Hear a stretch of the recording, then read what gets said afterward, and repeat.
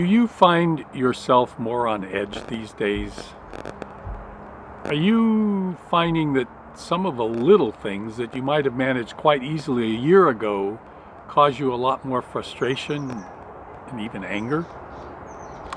I was thinking about that the other day as I was trying to deal with of all things, dead deer on our property. And going through city and county bureaucracies and bureaucrats to find out how to deal with it, and getting opposite recommendations with each person I talked to. It got me to thinking about the story of the disciples in the boat when the storm suddenly arose on the Sea of Galilee. These guys were at home in the sea.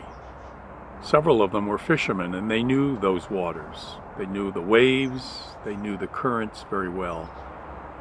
They knew its unpredictability and changing weather conditions and what they and their boat could survive. But these conditions struck them as being different. What was typical, usual, and manageable had now become out of control. They lost their bearings and their wits, and they were overtaken with fear. In desperation, they turned to Jesus, the one person on board they could trust. They knew he could calm the waters. And Jesus is asleep.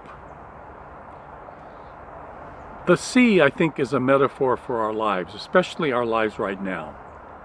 We're tossed about by life's reality and circumstances that have totally blindsided us.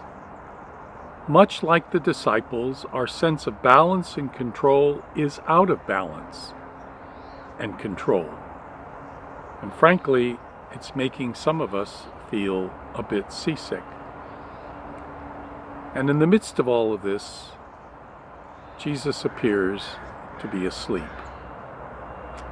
However, like those disciples, we need, nevertheless, to turn to the one who appears to be sleeping through our storm and ask him to help us calm the waters, to help calm the waters outside the boat, but also the ones within.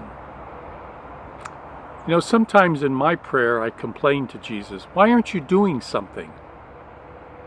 And then I hear him respond, "You never asked."